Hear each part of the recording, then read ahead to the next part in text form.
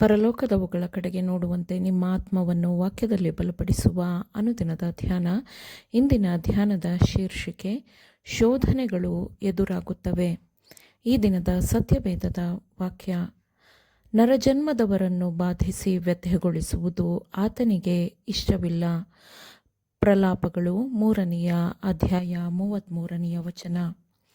ನಮ್ಮ ಪರಲೋಕ ತಂದೆಯು ನರಜನ್ಮದವರನ್ನು ಇಷ್ಟಪಟ್ಟು ಬಾಧಿಸುವುದಿಲ್ಲ ಅಥವಾ ದುಃಖಕ್ಕೊಳಪಡಿಸುವುದಿಲ್ಲ.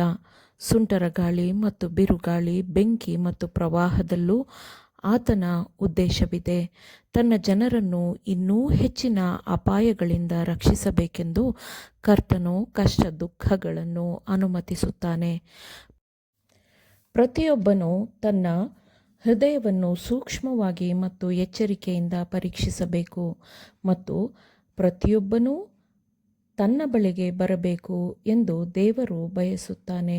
ಆಗ ದೇವರೂ ಸಹ ಅವನ ಬಳಿಗೆ ಹೋಗುತ್ತಾನೆ.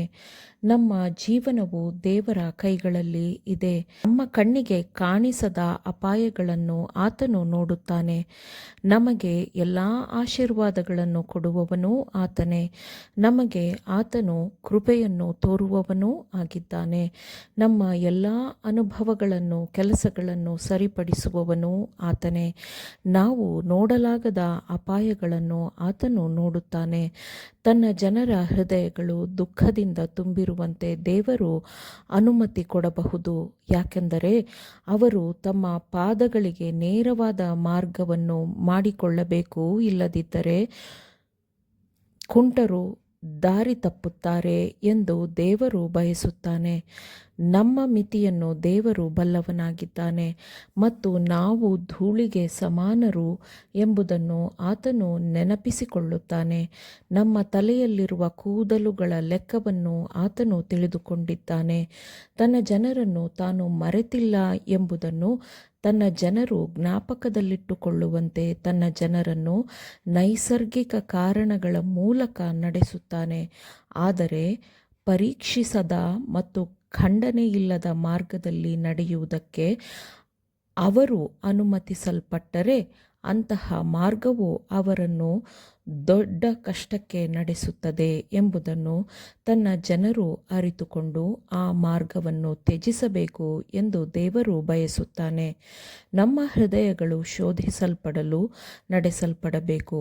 ಅದು ಎಲ್ಲ ಅಶುದ್ಧತೆಯಿಂದ ಶುದ್ಧ ಮಾಡಲ್ಪಟ್ಟಿದೆಯೋ ಎಂಬುದನ್ನು ಪರೀಕ್ಷಿಸಲು ನಮ್ಮೆಲ್ಲರಿಗೂ ಶೋಧನೆ, ಪರೀಕ್ಷೆಗಳು ಎದುರಾಗುತ್ತವೆ. ನಮ್ಮ ಈಗಿನ ಮತ್ತು ಮುಂದಿನ ನಿತ್ಯ ಒಳಿತಿಗಾಗಿ ಕರ್ತನು ನಿರಂತರವಾಗಿ ಕೆಲಸ ಮಾಡುತ್ತಿದ್ದಾನೆ. ವಿವರಿಸಲು ಸಾಧ್ಯವಿಲ್ಲದಂತೆ ಕಾಣುವ ಘಟನೆಗಳು ಸಂಭವಿಸುತ್ತವೆ.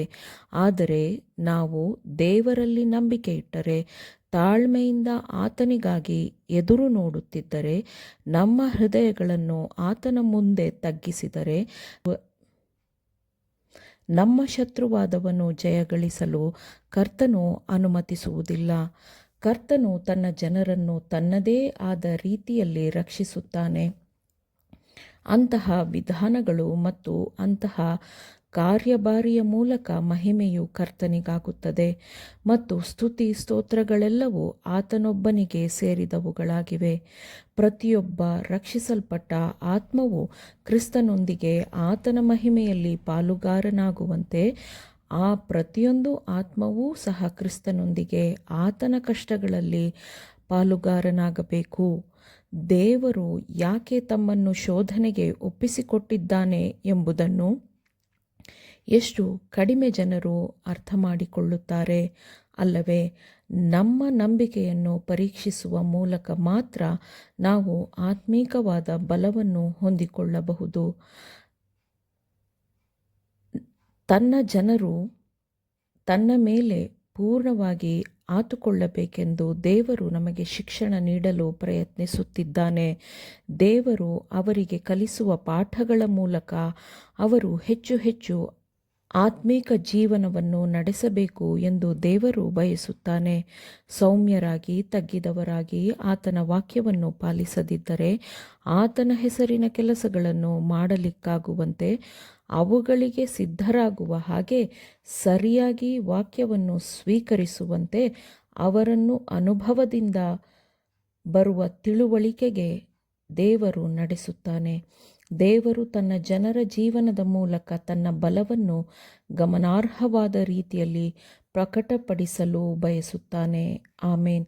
ದೇವರ ವಾಕ್ಯಗಳನ್ನು ಶ್ರದ್ಧೆಯಿಂದ ಆಲಿಸುವವರು ಮಾತ್ರವೇ ಆಗಿರದೆ ಪಾಲಿಸುವವರೂ ಆಗಬೇಕೆಂದು ನಿಮ್ಮನ್ನು ಉತ್ತೇಜಿಸುತ್ತೇನೆ.